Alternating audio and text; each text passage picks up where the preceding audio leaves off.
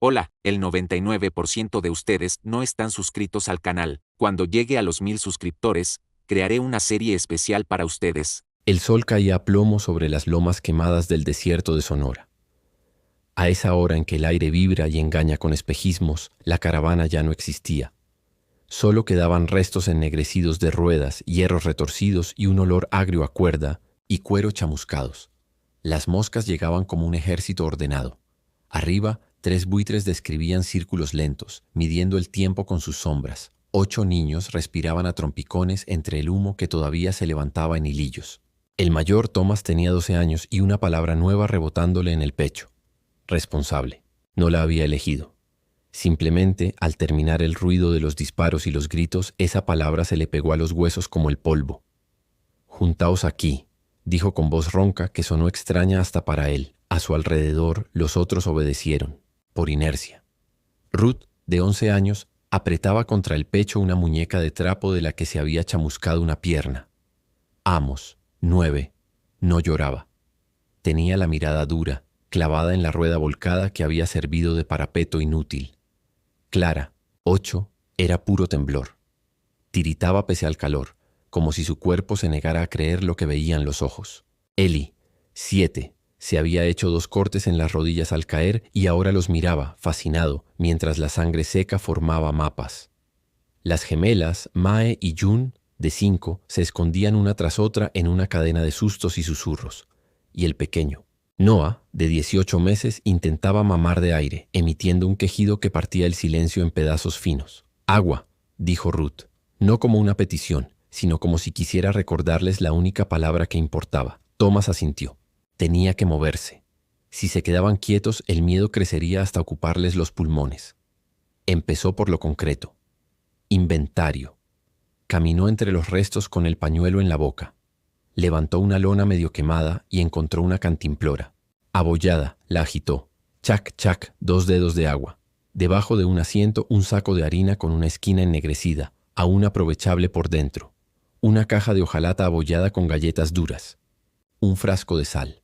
Media tira de tasajo arruinada por el humo. De una carreta caída rescató un cuchillo pequeño sin punta, un mechero de yesca y una aguja enhebrada, como si alguien, justo antes de la tormenta, hubiese pensado en remendar algo mañana. Regresó con ese botín poco heroico. Se arrodilló junto a los suyos y sin ceremonia destapó la cantimplora. El olor metálico del agua le golpeó como promesa y tentación. Mojó primero los labios del bebé, que aceptó el sorbo con una avidez animal. Luego, con el cuidado de quien reparte un tesoro, pasó la cantimplora a Ruth. 2 tragos, indicó. Solo 2. Fueron obedeciendo, uno a uno. Cuando le tocó, Thomas se permitió mojarse los labios. Quiso tragar, pero se obligó a escupir una parte en un pañuelo para humedecérselo y pasarlo por la frente de Mae. No dijo que le ardía la garganta. No hacía falta. El calor azotaba sin sombra. Thomas miró alrededor y calculó. Las carretas estaban perdidas. Los caballos, si no habían caído, habrían huido en estampida. Los bandidos se habían ido con lo que les interesaba, dejando aquel despojo mudo. Recordó a su padre dando golpecitos al mapa sobre la madera. Si nos desviamos, al sur cortamos camino. Si seguimos el río seco, encontraremos un ojo de agua antes de la sierra. Ahora el mapa ardía hecho cenizas, y el río seco era una cicatriz inencontrable en aquel mar de gravilla y matorrales espinosos. Primero sombra, dijo. El plan, por simple que fuera, era un anzuelo para sostenerlos. Arrastró una lona a medias chamuscada y con las varas de una carreta rota improvisó un toldo bajo una roca grande de basalto que emergía, fría por dentro como el lomo de una ballena petrificada. Ruth lo ayudó en silencio. Clara se ocupó de mantener a Mae y June sentadas, jugando a contar granos de arena. Amos, con una seriedad nueva, fue apartando piedras filosas del suelo con una rama. Eli, por indicación de Thomas, fue y volvió 3 veces con pequeños puñados de hojarasca seca para hacer un nido donde acostar a Noah. Cuando terminaron, el toldo daba una sombra escasa pero milagrosa. El viento llegó en ráfagas y alzó pequeños remolinos, diablos de polvo que danzaban sin sentido. A lo lejos, un saguaro alzaba sus brazos como un anciano que pide explicaciones al cielo. ¿Y ahora?, preguntó Amos sin la insolencia habitual, sin bromas, solo preguntando lo que todos pensaban. Thomas se pasó la mano por el pelo, donde el polvo ya era parte de él. Comemos poco, bebemos menos y esperamos hasta que baje el sol. Luego busco señales, una vereda, algo. No podemos andar a esta hora. Ruth frunció los labios. ¿Y si vuelven? Nadie preguntó quiénes. La respuesta estaba en el sabor amargo del humo. No volverán, dijo Thomas, aunque no lo sabía. Ya se llevaron lo que querían, se repartieron las galletas, una por cabeza, chiquitas. Noah chupeteó una esquina de harina como si fuera dulce. La sal les raspó la lengua. La sombra pequeña se llenó de respiraciones contenidas. En el borde de la memoria de Thomas, el ataque regresaba a retazos. El polvo primero, luego los caballos en diagonal, voces en español y risas sin alegría. Un brillo de metal.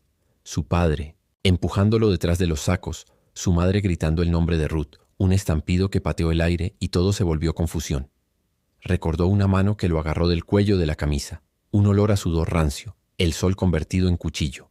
Después una calma extraña, el silencio que no era silencio, porque el desierto nunca calla del todo. Siempre hay un insecto que insiste, un ala que corta, un grano de arena que cae. Se obligó a abrir los ojos al presente. Responsable, no por culpa, sino por deber. Miró a cada uno de los suyos como si con mirarlos pudiera clavarles la vida en el cuerpo. Necesitamos agua de verdad antes de mañana, dijo. Cuando baje el sol buscaré hacia esas colinas. Señaló el oeste, la línea dentada donde la luz todavía encandilaba. No me dejes, pidió Eli bajito. No te dejo, solo voy a mirar. Volveré antes de que la luna suba. El reloj del desierto carece de números, pero aún así marca con severidad. La tarde se deshizo en capas de calor. Thomas, con el pañuelo en la cabeza, salió en zigzag atento a signos. Una hilera de mezquites que cambiara de color. Un suelo más compacto. Un insecto que volara a ras y se perdiera en algún hueco. Aprendió esas cosas sin saber que las había aprendido, viéndolas a su lado cuando viajaban junto a otra caravana y un viejo scout se entretenía señalando secretos. El ocotillo florece rojo tras la lluvia. Mira donde la tierra se oscurece. La sombra más fresca se pega a las piedras grandes. Ahora, ese catálogo de saberes le servía de faro. Encontró al cabo de una hora un cauce seco que serpenteaba como cicatriz. Se arrodilló, apartó la grava con las manos y tocó fondo. Caliente, polvoriento. Nada. Siguió el cauce cuesta arriba, donde algunas huellas, venado, burro, parecían más recientes. Un rastro de coyote cruzaba en oblicuo, un excremento, blanqueado al sol viejo. Más adelante el cauce se cerraba en una pared de roca porosa. Allí la piedra resumaba un frescor mínimo. Puso la oreja, juraría que oyó una gota. Desmontó el mechero de yesca no por el fuego, sino por el pedernal. Raspó, raspó, como si del sonido pudiera exprimir agua. Al final, con el cuchillo, sin punta, ensambló una pequeña caña con una rama hueca de carrizo que encontró atrapada en la roca. Cavó con paciencia en la junta de la piedra y la grava, donde el verde era un poco más verde. La tierra cedió. La humedad le manchó la uña. No era un pozo, era apenas un suspiro del subsuelo. Sostuvo la cantimplora debajo de aquella grieta mezquina y contó. 1, 2, 3, 10, 15, una gota, 2, 3. El tiempo dejó de ser minutos y se convirtió en gotas. Cuando tuvo el fondo apenas mojado, se levantó. Miró otra vez al cielo, midió la distancia con el ojo y emprendió el regreso. En el campamento, Ruth había tensado mejor la lona. Las gemelas se habían dormido pegadas. Amos hacía guardia con una rama que hacía las veces de lanza imaginaria. Clara le acariciaba la frente a Noah, murmurando una nana sin melodía. «Encontré algo», dijo Thomas, y esa palabra algo fue un lujo. No contó cuán poco era. Mojó otra vez labios, pañuelos. Repartió una ilusión. Luego les pidió que juntaran todas las prendas que quedaban enteras. «Vamos a hacer sombras pequeñas», explicó. 2 palos, una prenda encima y os metéis debajo. No caminéis, fuera de la sombra del todo. La arena muerde. Bajó el sol por fin, con ese alivio que duele, como cuando paran de apretar una venda demasiado tiempo. La luz se volvió amarilla, luego roja. El desierto, sin embargo, no perdonó. El calor que guardó durante el día salió de las piedras como un aliento largo. Entonces se escuchó el primer aullido, lejos, pero no tanto como para ser ignorado. «¿Qué? ¿Es eso?», preguntó June, aunque ya lo sabía.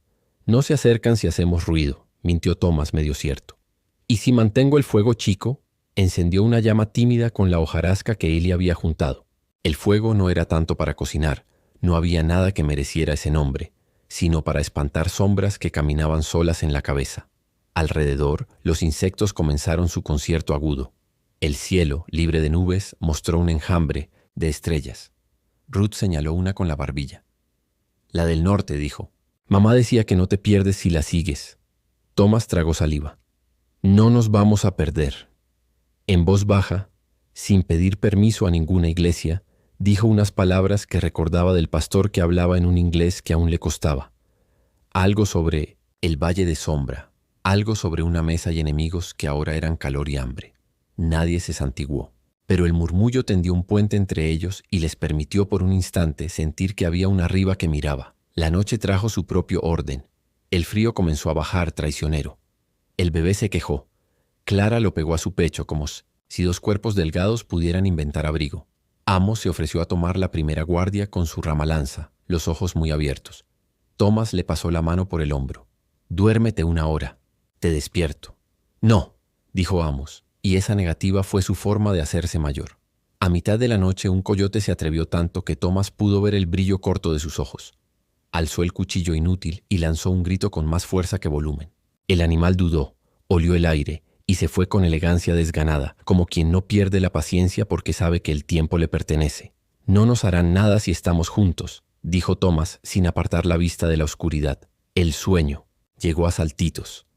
Ruth dormía y se despertaba con un sobresalto cada pocos minutos.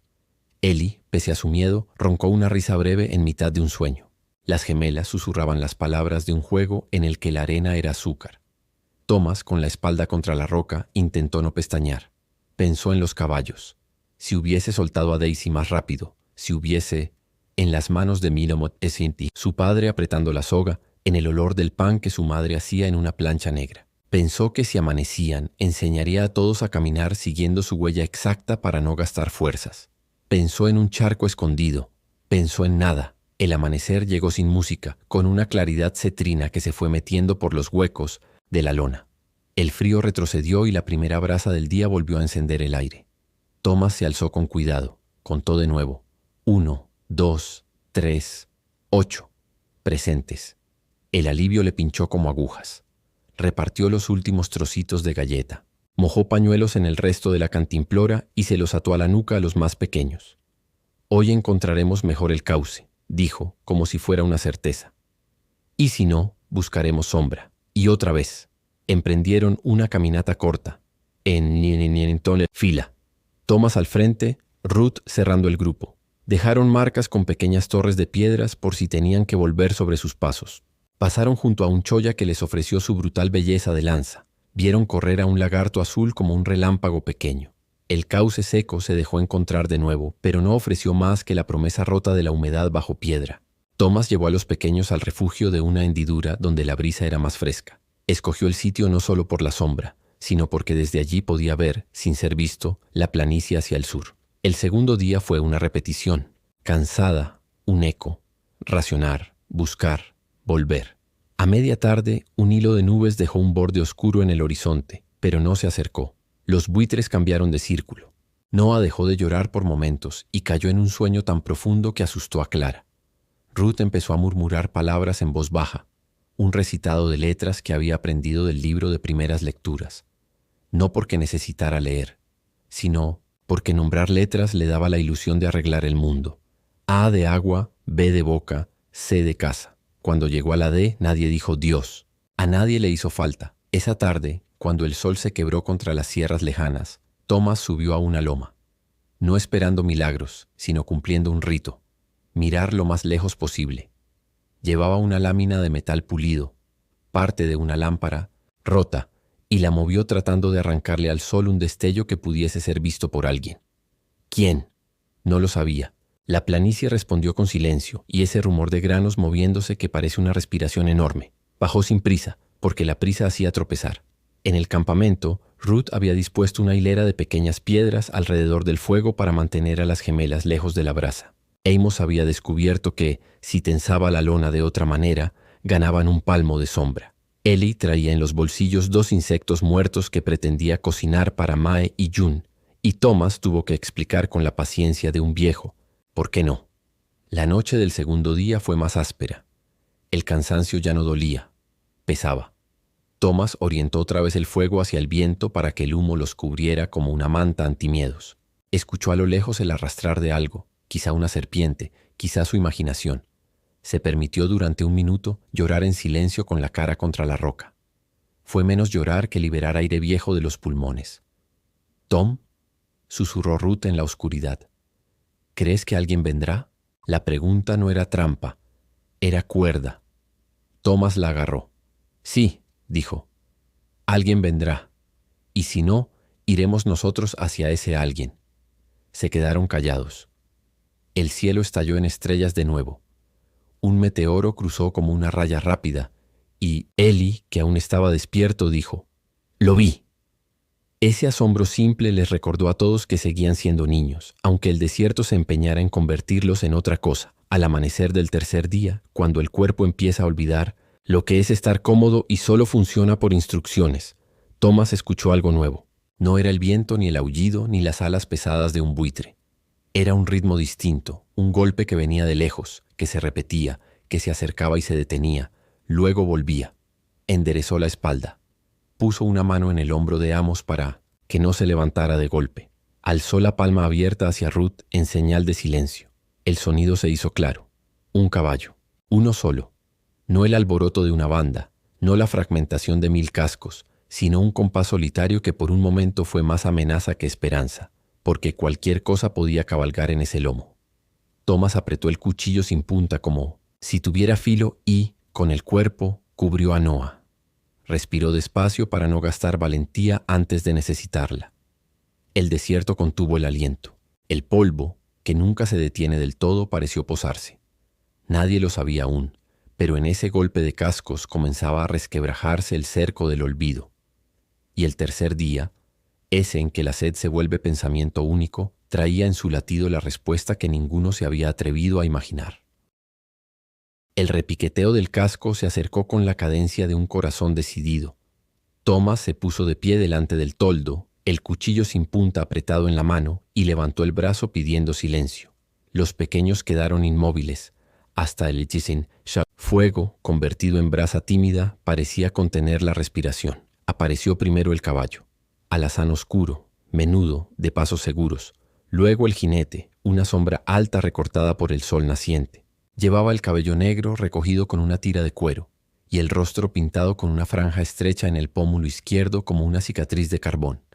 Sobre el hombro colgaba una calabaza de agua. Al costado, una bolsa de cuero cerrada con una tanca de hueso. No apuntaba un arma. Traía las manos abiertas y bajas, palma visible, gesto sin prisa. Detuvo al caballo a buena distancia, desmontó de un salto que no levantó casi polvo y avanzó despacio, dejando entre él y los niños un espacio de cortesía que decía: «No tengo intención de invadir». «Tengo agua», anunció en un español áspero, escogiendo las palabras como piedras seguras para cruzar un río. Thomas tragó saliva.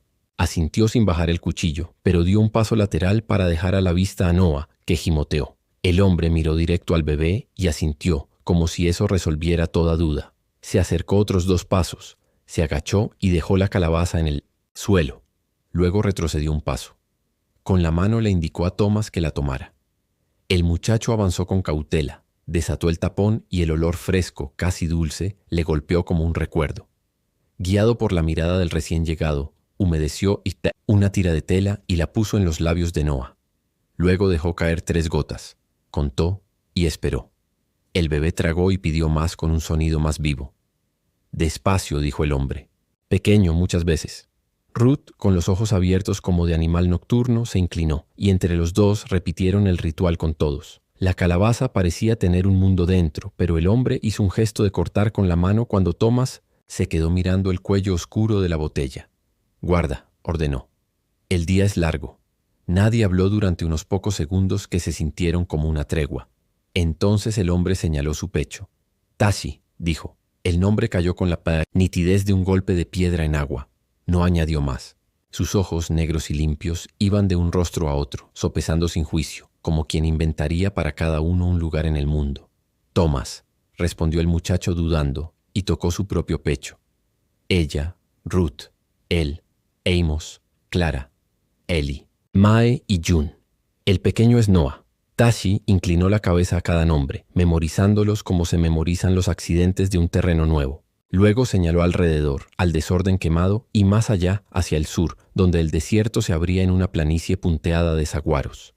Malo aquí, dijo. Ustedes vienen. No era pregunta, era un arreglo. Thomas sintió la tentación de pedirle que se sentara, de interrogarlo, de exigir explicaciones sobre por qué estaba allí, quién era, si había visto a los bandidos. Pero lo primero era el cuerpo, el bebé, las gemelas, la sed. Guardó el cuchillo, hizo un gesto con la cabeza. Aceptó. Tashi se acercó ya sin tanta distancia y con una calma de artesano revisó con la vista lo que quedaba. Telas útiles, cuerda, el saco de harina. De su bolsa sacó un saquito de cuero con harina tostada y fina. Pinole, dijo sacudiendo un poco en la mano.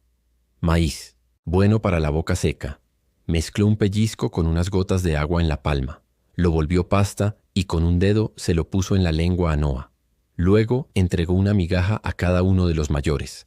La pasta se pegaba al paladar y milagrosamente calmaba el estómago sin pedir de inmediato más agua. Gracias, dijo Ruth, aún en guardia. Después hablamos, respondió él con una media sonrisa que no era confianza, pero sí una cortesía. Calor viene. Miró el toldo. Le bastaron 2 nudos y 2 piedras nuevas para tensarlo mejor, ganando una franja de sombra.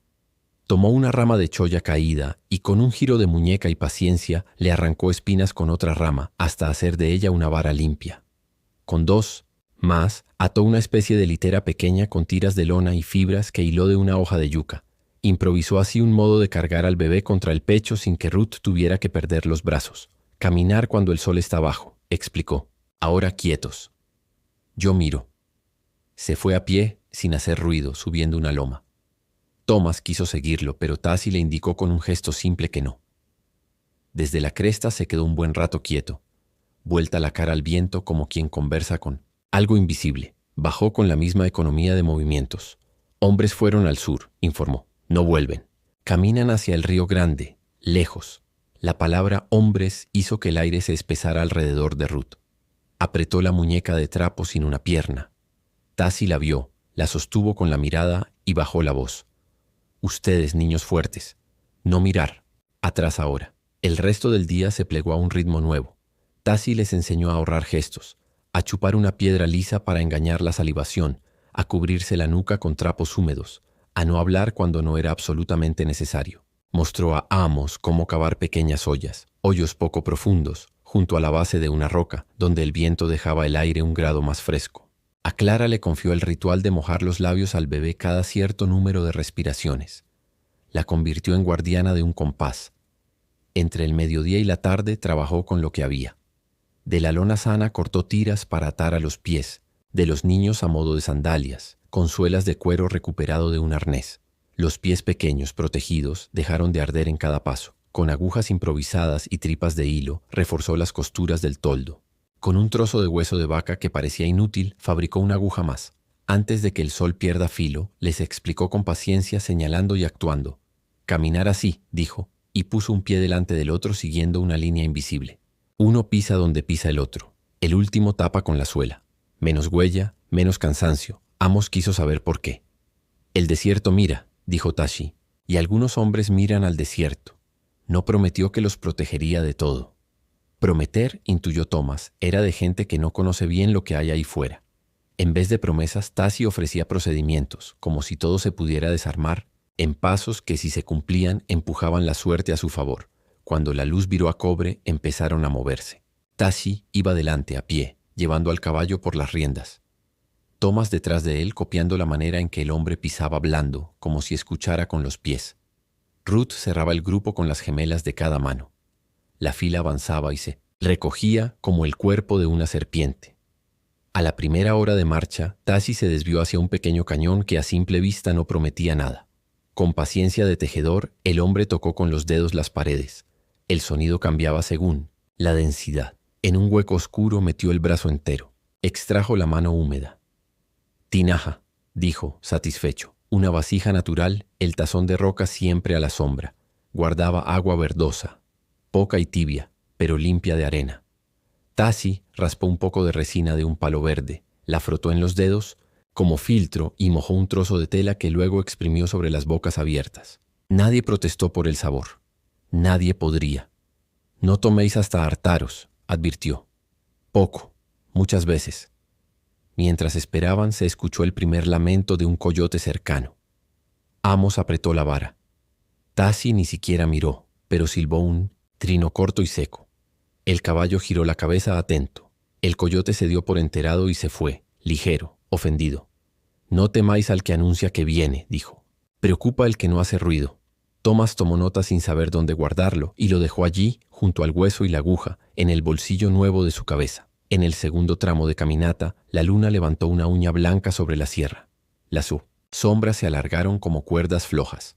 Los niños se cansaron a la vez, como si obedecieran a una misma cuerda en el vientre. Tassi hizo alto en una hendidura, en la que el viento corría menos. Encendió un fuego pequeño con arte, para que diera calor sin alumbrar el mundo. Ramas finas, una estructura de pirámide, el aire paseando en los huecos. Sacó de su bolsa un poco más de pinole, una tira de carne seca suya, mejor que la que quedaba en las carretas, y una pizca de sal. Con la harina de Thomas amasó unas tortas delgadas directamente sobre una piedra plana caliente.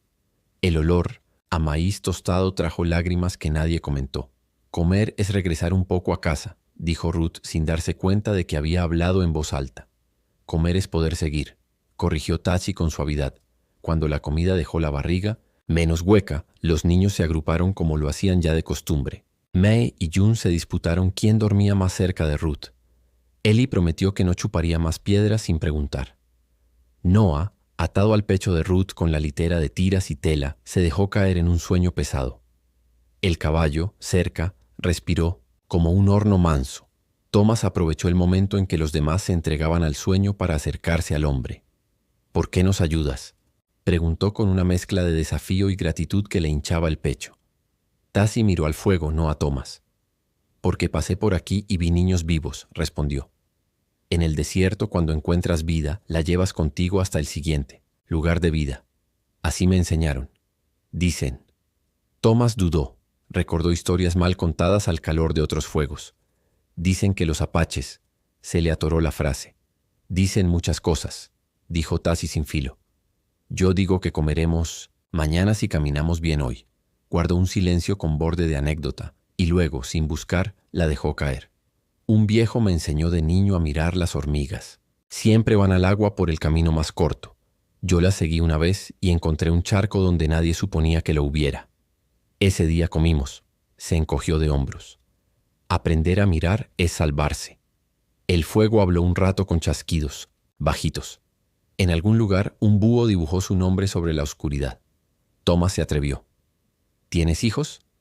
No, dijo Tassi, y la sílaba no fue triste ni alegre. Hoy tengo 8. La frase lo golpeó en algún sitio que no supo nombrar. Quiso responder algo ingenioso o respetuoso, pero solo le salió un gracias deshilachado. Tassi hizo un gesto con la barbilla hacia el extremo de la hendidura.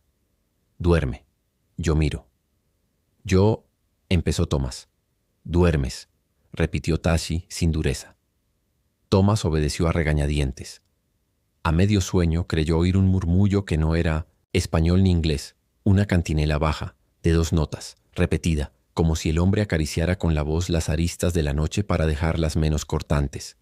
Quizá fue un sueño, quizá no. Antes de que el cielo palideciera, Tassi los tuvo, de pie. El frío, después del sudor de las últimas horas, mordía. Con un gesto ordenó que se frotaran brazos y piernas. Les mostró cómo meterse las manos bajo las axilas para guardarlas del aire. Movió al caballo a la cabeza de nuevo. La fila se encadenó sin que hiciera falta decir nada. Antes de reanudar, se arrodilló y con la punta de un palo dibujó en la arena un mapa breve. 3 colinas, un cauce que las abrazó, un símbolo de ojo en una pared. Allí, dijo tocando el dibujo. Agua de roca, sombra larga. Miró a Thomas. Si me caigo, sigues tú. Tomas la sombra mayor. Haces turnos. Caminas cuando el sol está bajo. Cuentas las gotas. No peleas con el desierto. Caminas con él. Y al decir esta última frase la escandió. No peleas con el desierto.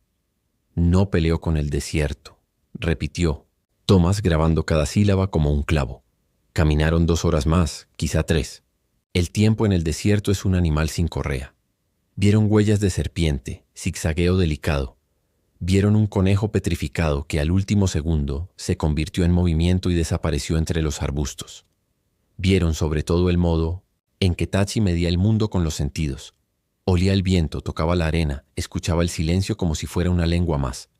Se detenía sin aviso y la fila se detenía. Avanzaba y la cuerda se tensaba. Una vez alzó la mano sin mirar atrás y todos se agacharon a la vez. Una sombra grande pasó, probablemente un ave de presa que decidió que eran demasiado grandes para llevárselos. Llegaron por fin a la pared que él había dibujado. Era un anfiteatro de roca color hierro, resquebrajado con un pequeño sobrepeine, donde la lluvia, cuando ocurría, debía derramarse como una cortina. Allí, en un cuenco natural, duraba un espejo oscuro. El agua era más fría que la de la tinaja. Tashi se quitó el sombrero, hundió media mano y sonrió con ese gesto mínimo que Thomas ya empezaba a entender como un triunfo verdadero.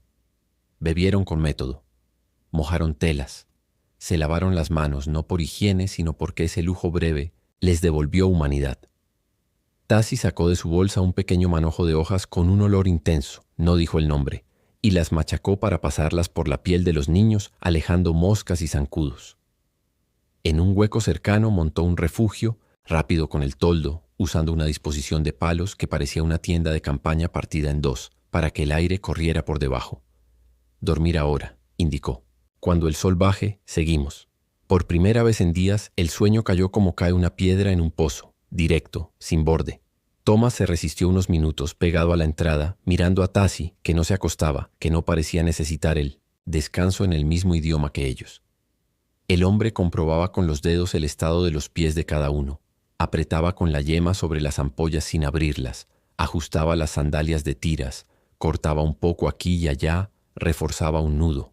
Su manera de cuidar era callada y exacta. Antes de que los párpados lo vencieran, Thomas consiguió formular la pregunta que no le había salido.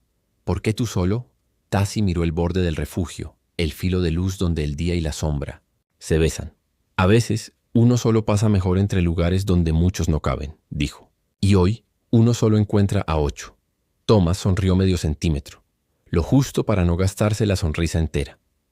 Cerró los ojos. Cuando despertaron, el sol ya había pasado el cenit y empezaba a volverse amable. Noah reía dormido, con la boca manchada de harina. Las gemelas, despeinadas, jugaban a juntar piedrecitas en montoncitos iguales. Amos se dejaba curar por Clara con una seriedad solemne.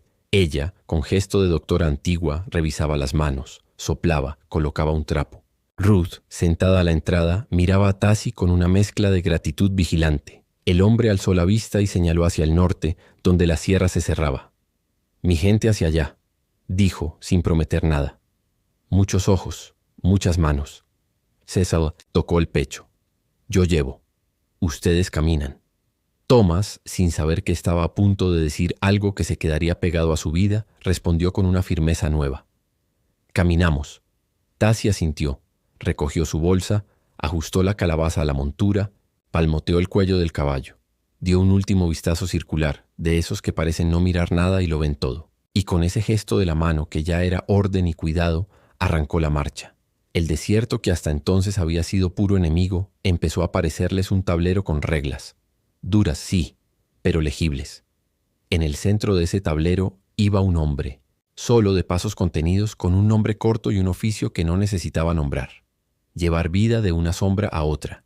Y así, cuando el sol cayó, ya no avanzaban sujetos por el miedo, sino por un plan.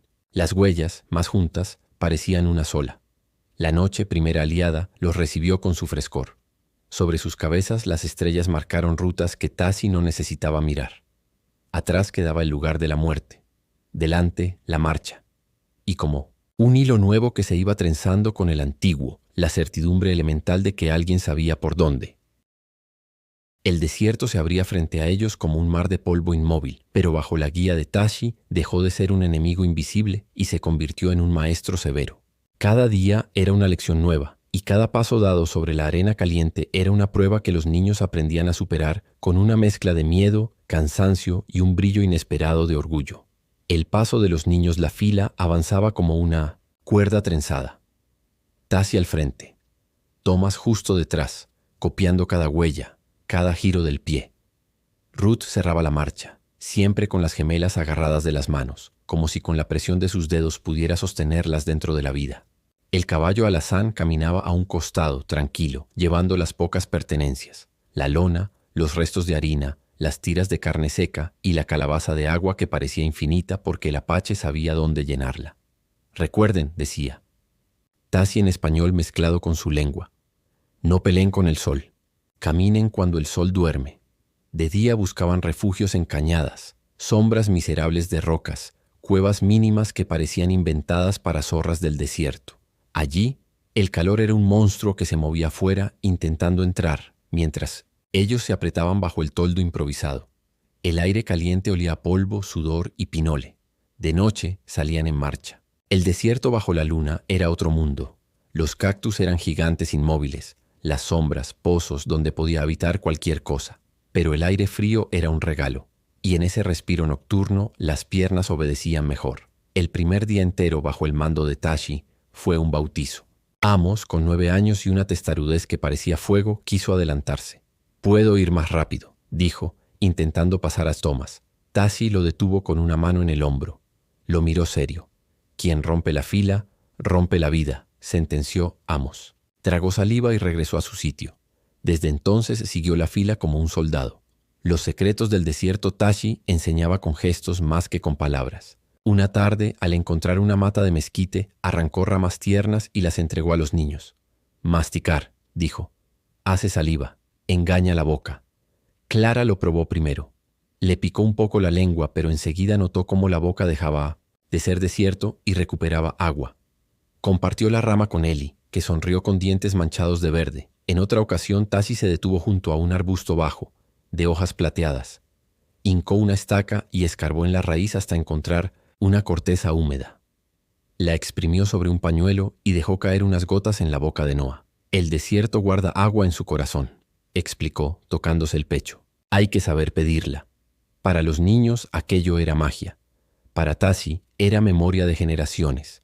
La tormenta de arena, la tercera noche de marcha, cuando el viento soplaba suave y la luna era un disco entero, el horizonte se oscureció con Piosim, una pared que parecía avanzar sola. Tashi se detuvo y alzó la mano.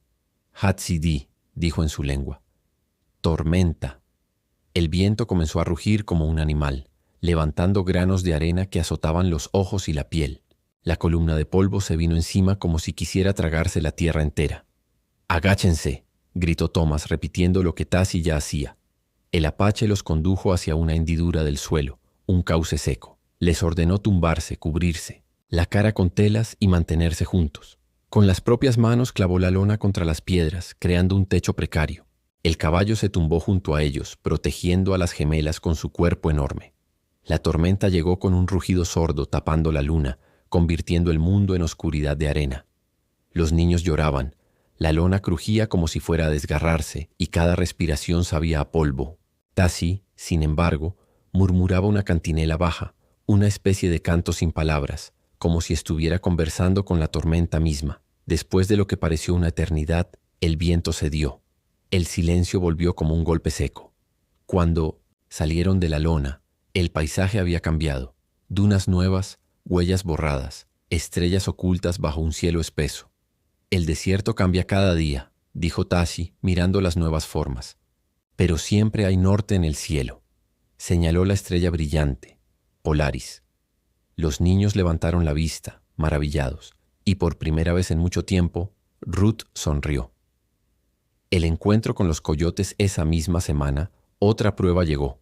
Habían avanzado durante horas cuando los aullidos comenzaron a escucharse alrededor, cercanos, multiplicados. Ojos amarillos brillaban en la penumbra. «Coyotes», susurró Amos, apretando su rama como si fuera lanza. Los animales formaban un semicírculo, moviéndose con paciencia, sabiendo que los niños eran presa fácil. Tashi no corrió ni blandió. «Armas». Se puso en pie, erguido como un poste, y lanzó un grito gutural que pareció arrancar fuego de su pecho. Agitó la lanza que llevaba al hombro y golpeó el suelo con ella. Los coyotes retrocedieron un poco, dudando. Entonces Tashi avanzó hacia ellos, un paso lento. Otro, gritando otra vez, esta vez con más fuerza, hasta que el eco rebotó en las piedras. El círculo de ojos amarillos se abrió y se dispersó, desapareciendo en la oscuridad. Los niños aplaudieron, liberando el aire contenido. «¿Ves?», dijo Clara a Amos. «Solo hay que gritar fuerte». Tassie escuchó y sonrió de lado. «Más que gritar», corrigió. «Hay que mostrar que no tienes miedo. Los animales sienten la verdad». Thomas entendió que esa lección no era solo para coyotes. La fuerza de los pequeños con cada día los niños cambiaban. Ellie, que antes lloraba por todo, ahora caminaba horas sin quejarse, masticando ramas de mezquite. Ruth empezó a aprender palabras en la lengua apache. To para agua, shash para oso, si para arena. Amos se convirtió en ayudante de Tachi, aprendiendo a encender fuegos pequeños que no delataran humo. Clara cuidaba de Noah como si hubiera nacido madre. Las gemelas inventaban juegos con piedras y hojas secas, haciendo del desierto un tablero secreto. Una noche, mientras descansaban junto a una tinaja escondida, Thomas miró a todos y sintió un calor distinto en el pecho. Ya no, eran solo niños que huían. Eran un grupo, una fila que sabía caminar, beber a sorbos, mirar al cielo para orientarse. Eran, como había dicho Tashi, niños fuertes. La visión del futuro. Tras casi 2 semanas de marcha, las montañas se alzaron al norte, más altas y cercanas. Allí, decía Tashi, estaba la aldea de su gente. Pero antes de llegar, quiso darles una última lección. En la penumbra se detuvo y señaló el horizonte. «El camino no siempre es corto», dijo. «Pero cada paso que damos juntos es victoria». Se giró hacia Thomas y le puso la mano en el hombro. «Tú, líder de ellos, aprendiste rápido. Un día contarás esto y no dirás «un apache nos salvó». Dirás «aprendimos a caminar con el desierto y sobrevivimos». Thomas, con los labios secos y el corazón encendido, asintió sin palabras. Los demás lo miraron y en ese instante entendieron que ya no eran los mismos que lloraban bajo la lona quemada de la caravana. El desierto los había marcado, endurecido, enseñado, y todavía les quedaba lo más difícil: llegar a la aldea y enfrentar lo que significaba ser recibidos por un pueblo que no era el suyo.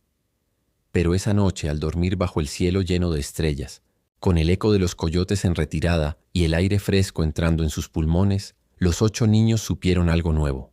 Ya no estaban esperando la muerte. Estaban caminando hacia la vida. El aire cambió antes de que las montañas aparecieran por completo. Ya no olía solo a polvo y sal del desierto. Había un matiz verde, húmedo, como si las piedras guardaran memoria de un río escondido. Las noches eran más frías y los días menos crueles. El silencio fue dejando paso a un rumor nuevo, el canto de pájaros pequeños, un zumbido de insectos que no habían acompañado al grupo en las llanuras interminables. «Cerca», dijo Tashi, señalando con la barbilla las cumbres. Los Sinotpopotes, niños, agotados pero entrenados, apretaron el paso. Thomas, que al principio apenas lograba arrastrar a los demás, caminaba ahora con la mirada fija, imitando cada movimiento del apache. Ruth, cargando a Noah con una naturalidad que parecía de años, ya no temblaba ante las noches oscuras. Amos se mantenía erguido, vigilando siempre los alrededores, como si esperara ser el primero en ver lo que viniera. Cuando por fin cruzaron un cañón estrecho, el valle apareció frente a ellos, un cuenco de tierra fértil en medio de la roca, con chozas de ramas y barro, humo elevándose recto desde fogatas y campos de maíz joven que crecían a pesar del clima áspero. La aldea apache. Los niños se detuvieron, boquiabiertos. Habían imaginado casas como las suyas, pero aquello era diferente. Más bajo, más integrado con la tierra, como si las viviendas hubiesen brotado del suelo y no lo contrario. «Hogar de mi gente», dijo Tashi con una solemnidad que no necesitabas. «Adornos, 2. El recelo de la aldea, los primeros en verlos fueron 2 jóvenes guerreros. Al reconocer a Tashi, hicieron un gesto de respeto, pero al notar a los niños blancos, su expresión cambió a desconfianza. Uno habló rápido en apache, su voz cargada de duda. La noticia corrió como fuego. Mujeres, ancianos y más guerreros se acercaron. Rodearon al grupo murmurando, algunos con gesto endurecido. Los niños se acurrucaron instintivamente, como lo habían hecho aquella primera noche bajo el toldo. Thomas se adelantó un paso queriendo interponerse, aunque sus rodillas temblaban. Tashi levantó la mano imponente. «Estos son niños», dijo en español primero y luego en apache, su voz clara. «El desierto los quiso muertos. Yo los traje vivos». Hubo un murmullo.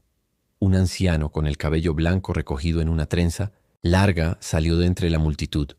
Su piel estaba surcada de arrugas profundas y su bastón golpeaba la tierra como si marcara el compás de las palabras que diría. ¿Niños blancos en nuestra aldea?, preguntó en su lengua mirando a Tasi. ¿Qué destino traen? ¿Por qué no dejarlos al sol como hicieron sus padres con los nuestros? El aire se tensó como una cuerda. Tasi sostuvo la mirada del anciano. Porque son vida, respondió. Y quien trae vida trae espíritu. El anciano lo estudió largo rato. Luego miró a los niños. Ruth sostuvo el brazo de Noah más fuerte. Amos devolvió la mirada con un desafío inocente. Thomas respiró hondo y con voz clara dijo en inglés: «Somos agradecidos».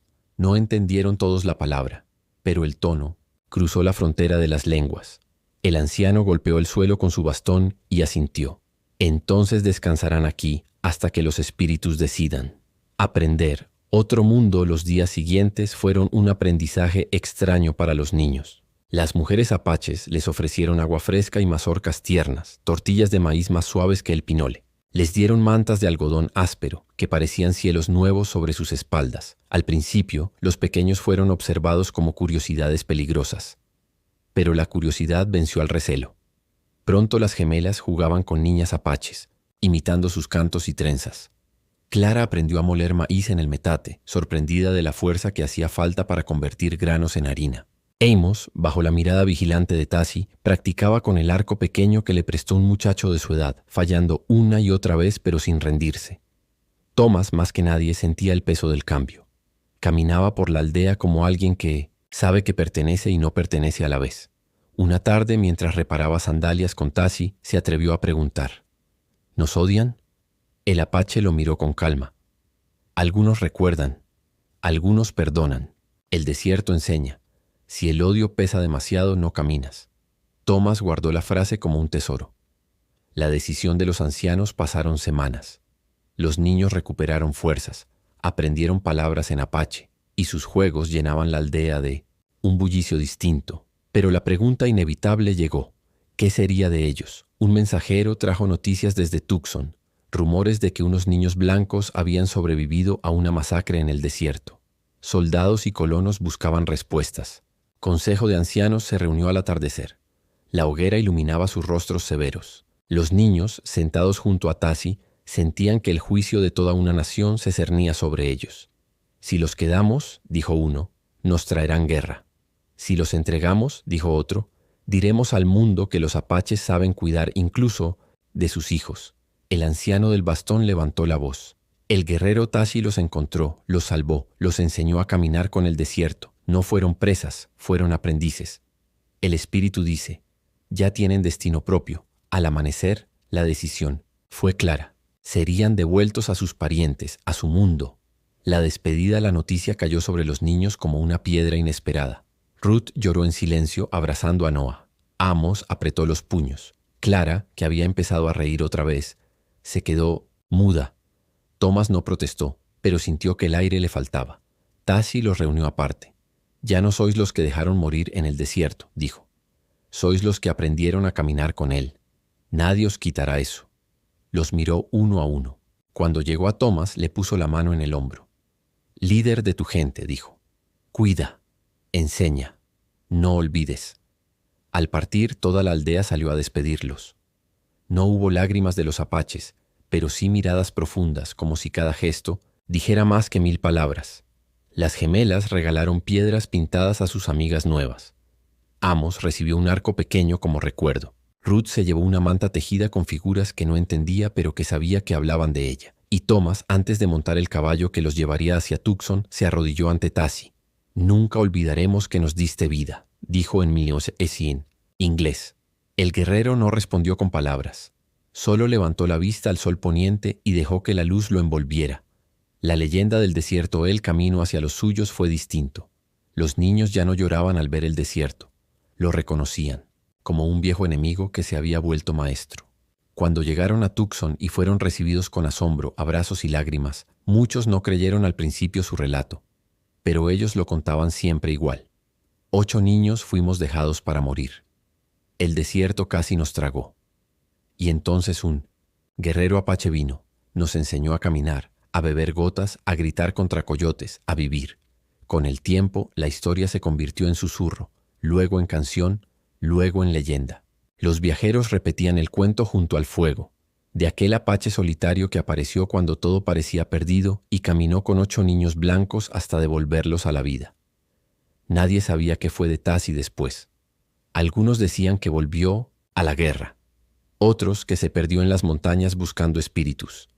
Pero los niños, ya adultos, sabían la verdad. Tassi no se había ido. Vivía en cada paso que daban, en cada vez que enseñaban a alguien a respetar el sol, la arena y la vida, porque no era la historia de un rescate. Era la historia de cómo, en el corazón del desierto, el espíritu de un guerrero convirtió a 8 niños perdidos en sobrevivientes.